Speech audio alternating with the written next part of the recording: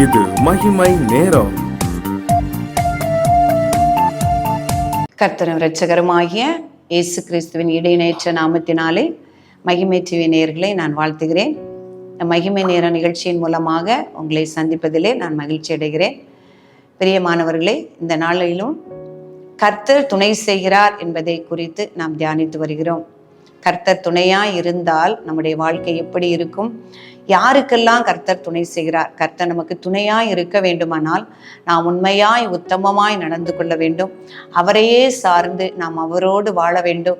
அவரை உண்மையாய் தேட வேண்டும். அப்படி தேடும் பொழுது கர்த்தர் துணை செய்வார் என்பதை குறித்து நாம் தியானித்தோம். தாவீது சொன்னது போல, சிறுமையும் எளிமையுமானவன் கர்த்தாவே நீர் எனக்கு துணை செய்யும் என்று சொன்னது போல, சிறுமையானவனுக்கு கர்த்தர் துணை செய்கிறார் என்று நாம் தியானித்தோம். இன்றைக்கும் கர்த்தர் நமக்கு துணையாயிராவிட்டால், துணையாயிருந்தால் எத்தகைய ஆசீர்வாதங்கள், எத்தனை நன்மைகள், எத்தனை கிருபைகள், எத்தனை களி கூறுதல் என்பதை குறித்து தியானித்தோம். கர்த்தர் நமக்கு துணையாயிராவிட்டால் நமக்கு என்ன நேரிடும் என்பதை குறித்து நாம் தியானித்தோமானால் நாம் அவரை இன்னும் உறுதியாய் பற்றி கொள்ள நாம் முற்படுவோம். வேதத்திலே கர்த்தரை தேடாமல் கர்த்தர் கைவிட்ட சில பேரை, சந்தர்ப்பங்களை குறித்து நாம் பார்க்கிறோம். அதை நாம் தியானிக்க இருக்கிறோம். சங்கீதம் 94 சங்கீதம் 17 கர்த்தர் எனக்கு துணையாய் இராவிட்டால் என் ஆத்துமா சீக்கிரமாய் மௌனத்தில் வாசம் பண்ணியிருக்கும். தாவீதோடு கர்த்தர் இருந்தார். ஆனால் தாவீது சொல்றார், கர்த்தர் எனக்கு துணையாய் இராவிட்டால் நான் எப்பொழுதோ அழிந்திருப்பேன், என்னுடைய ஆத்துமா மௌனத்திலே வாசம் பண்ணியிருக்கும். மௌனம் என்று சொல்லும் பொழுது பாதாளம் என்று பார்க்கிறோம். சங்கீதம் 31:17 பார்க்கும்போது, துன்மார்க்கர் வெட்கப்பட்டு பாதாளத்தில் மௌனமாய் இருக்கட்டும் என்று எழுதியிருக்கிறது. அப்போ பாதாளம் என்னை விழுங்கி இருக்கும், நான் பாதாளத்திலே போயிருப்பேன் என்று.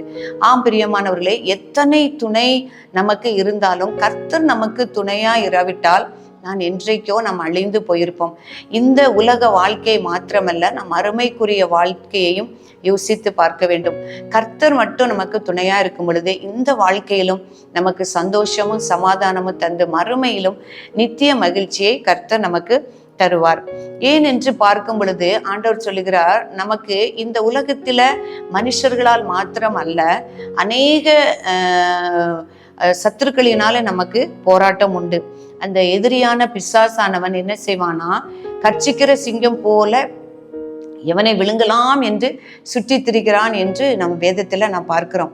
அப்போ நம்ம தேவனுக்கு பிரியமான பிள்ளைகளை, தேவனை நேசிக்கிற பிள்ளைகளை பரிசுத்தமாய் வாழ விடாதபடி, சந்தோஷமாய் சமாதானமாய் வாழ விடாதபடி அவனை விழத்தள்ள வேண்டும் என்று சத்துரு கர்ச்சிக்கிற சிங்கம் போல சுற்றி திரிகிறான் என்று நாம் பார்க்கிறோம்.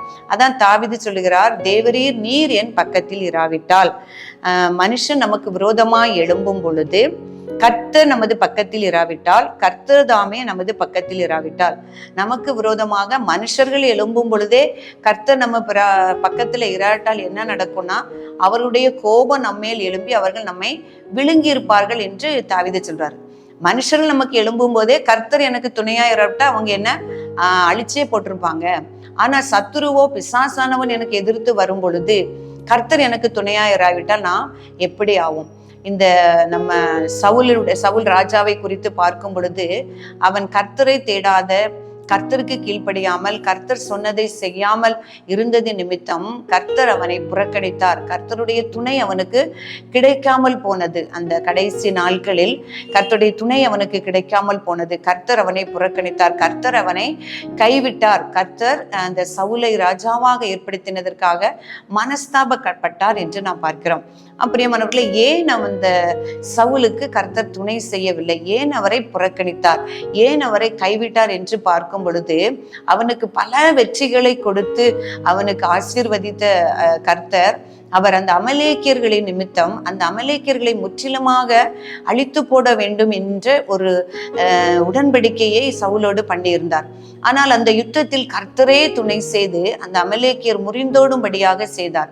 ஆனால் அறியாமையின் நிமித்தம் கர்த்தருக்கு கீழ்ப்படியாதபடி அந்த அமலேக்கியருடைய ராஜாவான ஆகாகை சவுல் தப்ப விட்டு அவனை அழிக்காதபடிக்கு அநேக மிருக ஜீவன்களையும் அவர்கள் இஸ்ரவேல் ஜனங்கள் தங்களுக்கென்று எடுத்துக்கொண்டது நிமித்தம் கர்த்தருடைய கோபம் அந்த சவுலின் மேல் மூண்டது. ஏன் அவன் தன்னுடைய வார்த்தைக்கு கீழ்ப்படியவில்லை, தன்னுடைய சித்தமானதை செய்யவில்லை. இந்த அமலேக்கியரை அழிக்க வேண்டும் என்பது கர்த்தருடைய சித்தம். அதை அவனுக்கு நியமித்து கொடுத்தார். ஆனால் அதை அவன் நிறைவேற்றாதபடியினால் அவன் மேல் கோபம் கொண்டு அந்த சொல்கிறார், நான் அவனை புறக்கணித்தேன். அப்போ அந்த அந்த படைகள் வரும் பொழுது அந்த சவுல் என்ன சொல்றாரு அப்படின்னா, அதற்கு பிறகு ஒரு யுத்தத்துல வரும் பொழுது கேட்கிறார், ஆண்டவரே பெலிஸ்தரோட யுத்தத்துக்கு வரும் பொழுது நாங்க அந்த படையோடு போகலாமா என்னன்னு கேட்கும் பொழுது கர்த்தர் அவனுக்கு மறு உத்தரவே கொடுக்கவில்லை. அப்போ சவுல்கிட்ட சொல்றார், நான் அவனை புறக்கணிச்சேன். அப்போ அந்த சவுலுடைய இருதயம் ரொம்ப தத்தளித்தது என்று நாம் பார்க்கிறோம். அந்த யுத்தத்தின் நிமித்தம் ரொம்ப பயந்து அவன் தத்தளித்தான். அப்போ அவன் என்ன செய்யறாருன்னா, தானாகவே கர்த்தர் எனக்கு துணை செய்வாரோ இல்லையோ என்று சொல்லி கர்த்தரை தேடாமல் அஞ்சனம் பார்க்கிறவர்களை தேடி செல்கிறான். இன்னும் கர்த்தருடைய கோபம் அதிகமானது. அதனால முழுவதுமாக அவனை அழிவுக்கு ஒப்பு கொடுத்தார் என்று பார்க்கிறோம். அவன் செத்து போனான் என்று பார்க்கிறோம். பிரியமானவர்களே, கர்த்தர் அவனை புறக்கணித்தார், கர்த்தர் அவனை கைவிட்டார். அவனும் கர்த்தரை தேடாதபடி அவன் அஞ்சனம் பார்க்கிறவர்களை தேடினதின் நிமித்தம் சவுலை ராஜாவாக்கினதற்காக தேவன் மனஸ்தாபப்பட்டார் என்று நாம் பார்க்கிறோம். அதே போல நாம் கர்த்தருக்கு விரோதமாய் அவருக்கு கீழ்ப்படியாதபடி கர்த்தருடைய சித்தத்தை செய்யாதபடி நாம் இருந்தோமானால் நாம் அவரை நோக்கி கூப்பிடும் பொழுது அவரிடத்திலிருந்து துணையோ பதிலோ நாம் எதிர்பார்க்க முடியாது. சவுல் எத்தனையோ முறை கர்த்தரிடத்துல கேட்டான், எனக்கு சொப்பனத்திலாவது தீர்க்கதரிசியின் மூலமாவது எனக்கு பதில் தாரும் என்று கேட்ட பொழுது எதிலிருந்தும் கர்த்தர் அவருக்கு பதில் கொடுக்கவில்லை. பிரியமானவர்களே, அதே போல இஸ்ரவேல் ஜனங்கள் அந்த பாவம் செய்த பொழுது அவர்களை அழித்து விட வேண்டும் என்று கர்த்தர் சித்தம் கொண்டார். ஆனால் மோசே பிரார்த்தித்து கெஞ்சி பிரார்த்திக்கிறான், ஆண்டவரே நீர் அந்த பிள்ளைகளை அழிக்காதபடி நீர் அவளுக்கு உதவி செய்யும் அப்படின்னு. அப்போ ஆண்டவர் சொல்றார், நான் அவங்களுக்கு துணை செய்ய மாட்டேன், நான் அவரோடு கூட வரமாட்டேன்னு ஆண்டவர் சொல்றாரு. நான் அவர்கள் நடுவிலே இரேன்.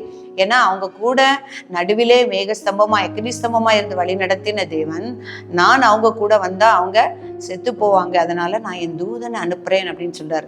அப்படிமானவர்களே, நாம கர்த்தரை சார்ந்து கொள்ளும் பொழுது அவருடைய சித்தத்திற்கு கீழ்ப்படிந்து நடக்கும் பொழுதுதான் அவர் துணை செய்வார். கர்த்தர் என்னோடு கூட இருக்கிறார், எனக்கு துணை செய்கிறார் என்று நாம் சொல்லிக்கொண்டு நாம் மனம் போனபடி அவருடைய வார்த்தைக்கு கீழ்ப்படியாமல் நடந்தோமானால் அவர் நம்மை விட்டு விலகி விடுவார், நம்மளை கைவிடுவார், நம்மை புறக்கணிப்பார் என்பது நம் வேதத்திலிருந்து நான் பார்க்க முடியும். அதே போல யோசுவாவை குறித்து பார்க்கும் பொழுது அவன் மோசேனுடைய வார்த்தைகளை கேட்டு அந்த யோர்தானை கடந்து அவன் எரிகோவை கடந்து செல்லும் பொழுது அந்த ஆயி பட்டணத்தை பிடிக்க கர்த்தரிடத்தில் விசாரித்து அவன் ஆட்களை அனுப்புகிறான். அப்போ அங்கிருந்து அந்த ஆயி பட்டணத்தை பிடிக்க போகும்பொழுது அவர்கள் தோற்று போகிறார்கள், அவர்களால் முறியடிக்கப்படுகிறார்கள். அப்போ யோசுவா நினைக்கிறாரு, ஆண்டவரே நாங்க என்ன பாவம் செய்தோம் என்று பார்க்கும் பொழுது ஆண்டவர் சுட்டி காட்டுகிறார், நான் உங்களோடு இரேன். ஏன் அப்படின்னா அந்த எரிகோ பட்டணம் அழிக்கப்படும் போது தீட்டானதை உங்க ஜனங்கள் எடுத்து வைத்து கொண்டாங்க, எனக்கு கீழ்ப்படியல, பரிசுத்தமானதை செய்யல, அதனால நான் உங்களோடு கூட இரேன் என்கிறார். அந்த இஸ்ரவேல் ஜனங்களோட சொன்னா உங்க நடுவிலே நான் இருக்க மாட்டேன் அப்படிங்கிறாரு. அந்த சவுலோட சொல்றாரு, நான் உன்னை புறக்கணிச்சேன், உன்னை கைவிட்டேன்னு சொல்றாரு. இப்ப ஏன் அப்படின்னா அவருடைய சித்தத்தை நாம் செய்யாம இருந்ததுனால கர்த்தர் அப்படி கைவிட்டார் என்பதை பார்க்கிறோம்.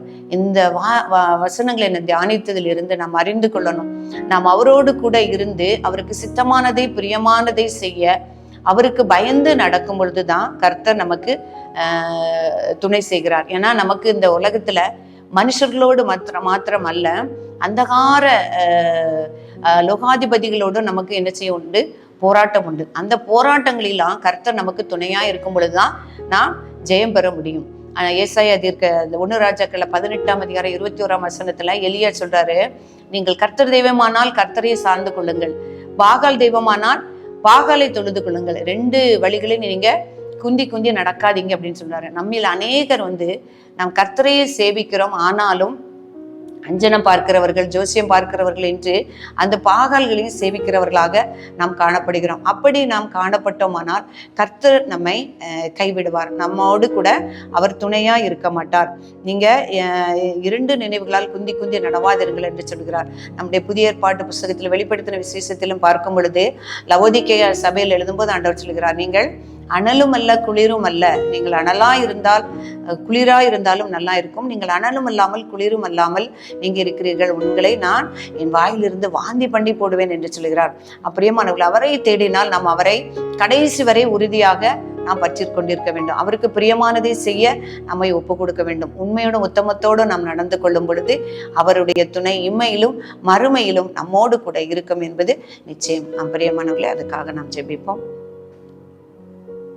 பரிசுத்தமுள்ள எங்கள் அன்புள்ள ஆண்டவரே, உம்மை துதிக்கிறோம் அப்பா, ஸ்தோத்தரிக்கிறோம். இந்த நாளுக்காக தேவரீர் உமக்கு நன்றி செலுத்துகிறோம். இந்த வார்த்தைகள் உம்முடைய கரத்திலே ஒப்பு கொடுக்கிறோம் ஆண்டவரே. ஸ்தோத்திரம். இந்த நாளில் எங்களை ஆண்டவரே தெரிந்து கொண்டு ஆண்டவரே இந்த நேரத்தை எங்களுக்கு பிரயோஜனமாகும்படியாய் தந்தீங்களேப்பா, உமக்கு நன்றி நன்றி என்று நன்றி செலுத்துகிறேன் ஆண்டவரே.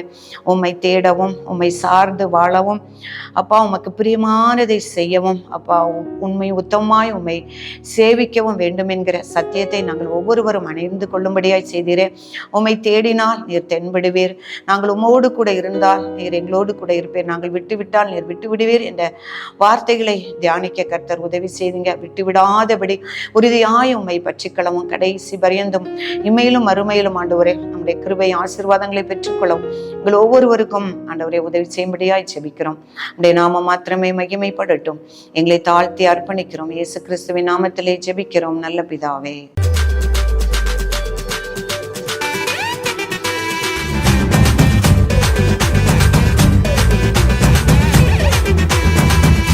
மகிமை